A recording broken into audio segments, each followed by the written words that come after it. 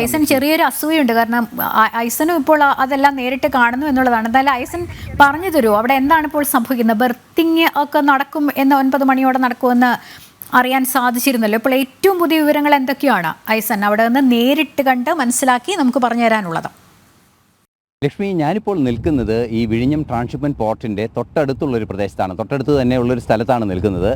എനിക്ക് പുറകിൽ കാണുന്ന കപ്പലാണ് സാൻ ഫെർണാണ്ടോ എന്ന് പറയുന്ന ഈ കൂറ്റൻ മദർഷിപ്പ് എന്ന് പറയുന്നത്. മദർഷിപ്പിൻ്റെ സാങ്കേതിക പദത്തിൽ സൂപ്രമാക്സ് എന്നൊക്കെ പറയുന്ന ഏറ്റവും വലിയ കപ്പലുകളിലൊന്നാണിത്. ഈ കപ്പലുകളുടെ പ്രത്യേകത എന്ന് പറയുന്നത് തന്നെ നാവിഗേഷൻ ചാനലിലൂടെ മാത്രം നടത്താവുന്ന വളരെ പരിമിതമായ മാനുവറബിലിറ്റി ഒക്കെയുള്ള വലിയ ചരക്കുകൾ കടത്തിക്കൊണ്ടു പോകാവുന്ന ഒരു കപ്പലാണിത്. ഈ കപ്പൽ അതുകൊണ്ട് തന്നെ പരിമിതമായ ഏരിയകളിൽ മാത്രം ഇതിനെ ബെർത്ത് ചെയ്യാനും അല്ലെങ്കിൽ പോർട്ടുകളിൽ മാത്രം ബെർത്ത് ചെയ്യാൻ മാത്രം സാധിക്കുന്ന ഒരു കൂറ്റൻ കപ്പലാണിത്. നമുക്ക് ദൃശ്യങ്ങളിൽ കാണാൻ സാധിക്കുന്നതാണ്. കൊച്ചിയിലോ അല്ലെങ്കിൽ നമ്മളുടെ കേരളത്തിലെ പോർട്ടുകളിലോ ഒന്നും തന്നെ ഇത്തരത്തിലൊരു കപ്പൽ നമുക്ക് കാണാൻ സാധിക്കുകയില്ല.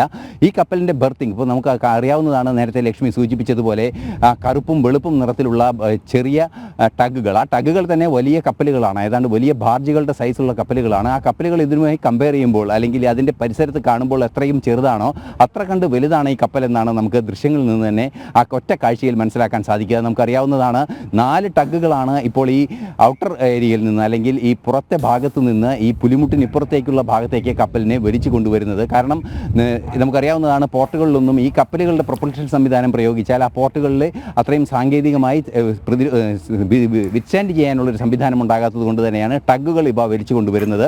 ഇപ്പോൾ നമുക്ക് കാണാവുന്നതാണ്, ഞാൻ എൻ്റെ ഇതുവരെയുള്ള എൻ്റെ പോർട്ടിലെ അനുഭവത്തിൽ ഒന്നും തന്നെ ഇല്ലാത്ത 4 ടഗുകൾ ഒരുമിച്ച് ടഗ് ചെയ്യുന്ന ഒരു കപ്പൽ ആദ്യമായാണ് ഞാൻ തന്നെ കാണുന്നത്. ഞാൻ പലയിടത്തും ഇത് നടന്നപ്പോൾ ഒന്നും കണ്ടിട്ടില്ല 4 ടഗുകൾ ഒരേ സിങ്ക്രോണിയിൽ ഒരു കപ്പലിനെ കൊണ്ടുവരുന്നത്. ഇപ്പോൾ 4 ടഗുകൾ ചേർന്ന് 3 തവണ, അതായത് ഓരോ ഘട്ടങ്ങളിലായി 3 തവണകളിലായി വാട്ടർ സല്യൂട്ട് നൽകി ടഗുകൾ ഇപ്പോൾ ഈ കപ്പലിനെ അടുപ്പിച്ചിരിക്കുകയാണ്. നമുക്ക് ദൃശ്യങ്ങളിൽ കാണാൻ സാധിക്കും. എൻ്റെ ഇടതുവശത്ത് കാണുന്ന അല്ലെങ്കിൽ അല്പം കൂടി മാറി കാണുന്ന ആ ക്രെയിനുകൾ, കൂറ്റൻ ക്രെയിനുകൾ കാണാൻ സാധിക്കാം. ആ കൂറ്റൻ ക്രെയിനുകൾ നിൽക്കുന്ന ആ വാർഫിലേക്കാണ് ഈ കപ്പലിനെ ബെർത്ത് ചെയ്യുക. അതിനുശേഷമായിരിക്കും ഇതിൻ്റെ ട്രാൻസ്ഷിപ്മെൻറ്റ് പ്രോസസ്സുകൾ, ഇതിൻ്റെ അകത്തുള്ള കണ്ടെയ്നറുകൾ മാറ്റുന്ന നടപടികൾ എന്താണെന്നുണ്ടെങ്കിൽ അത്തരത്തിലുള്ള നീക്കങ്ങളിലേക്കെല്ലാം തന്നെ നീങ്ങുക. നമുക്കിപ്പോൾ ദൃശ്യങ്ങളിൽ കാണാൻ സാധിക്കുന്നത് ഈ സാൻ ഫെർണാണ്ടോ എന്ന കപ്പൽ ഇപ്പോൾ ബെർത്തിനടുത്തേക്ക് എത്തിയിരിക്കുന്നു, ടഗുകൾ കൊണ്ടുവന്നിരിക്കുന്നു. നമുക്ക് കുറേ കൂടി നല്ല ദൃശ്യങ്ങൾ നാളെ വളരെ കൃത്യമായി കാണാൻ സാധിക്കുമെന്നാണ് പ്രതീക്ഷിക്കുന്നത്. കാരണം നാളെയാണ് ഇതിന് ഔദ്യോഗികമായ സ്വീകരണം, അത്തരത്തിലുള്ള ചടങ്ങുകളെല്ലാം തന്നെ നടക്കുക.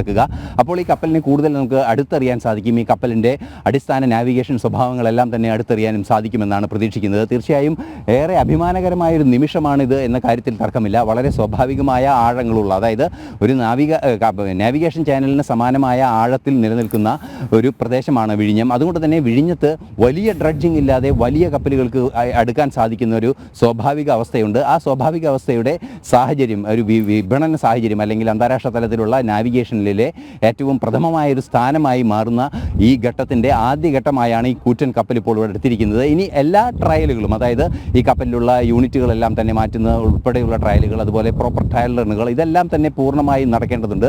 ആദ്യഘട്ടത്തിൽ ഈ ചരിത്ര സംഭവത്തിൻ്റെ ഭാഗമായി സാൻ ഫെർണാണ്ടോ എന്ന കപ്പൽ ഇപ്പോൾ തീരത്തടുത്തിരിക്കുന്നു എന്നാണ് തീരത്തേക്ക് എത്തിയിരിക്കുന്നു. അല്പസമയത്തിനകം, അതായത് കുറച്ച് സമയത്തിനകം നമുക്കതിൻ്റെ ബാർജിങ് ജോലികൾ അല്ലെങ്കിൽ ഇത് ബെർത്ത് ചെയ്യുന്ന ജോലികൾ നമുക്ക് കാണാനും സാധിക്കും. ലക്ഷ്മി, ഓക്കെ, അതിനുശേഷമാണോ ഐസൻ ഈ ചരക്ക് ഇറക്കൽ ഇപ്പോൾ തന്നെ ആരംഭിക്കും എന്നുള്ളതാണോ മനസ്സിലാക്കേണ്ടത്? ബർത്തിങ്ങിന് ശേഷം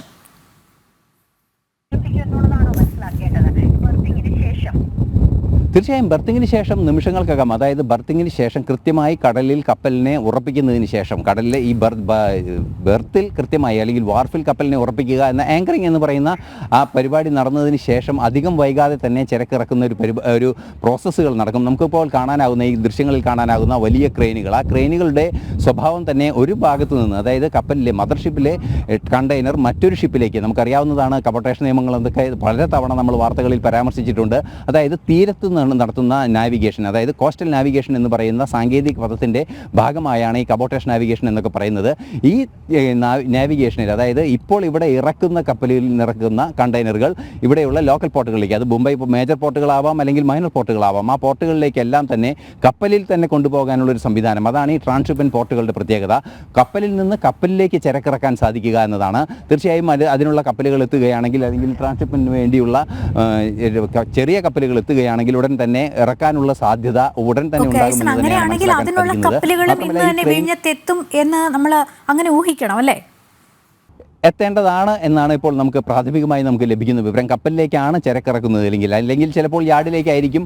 എന്തായാലും ഈ രണ്ട് പ്രവർത്തനങ്ങളായാലും കപ്പലിൽ നിന്ന് കപ്പലിലേക്ക് ഇറക്കുന്നതായാലും അല്ലെങ്കിൽ കപ്പലിൽ നിന്ന് യാർഡിലേക്ക് ഇറക്കുന്ന ആ ഒരു പ്രോസസ്സാണെങ്കിൽ കൂടി ഈ കപ്പൽ ബാർജ് ചെയ്തതിന് ശേഷം അധികം വൈകാതെ തന്നെ ബർത്ത് ചെയ്തതിന് ശേഷം അധികം വൈകാതെ തന്നെ സാധിക്കുമെന്ന് തന്നെയാണ് പ്രതീക്ഷിക്കുന്നത്. ലക്ഷ്മി.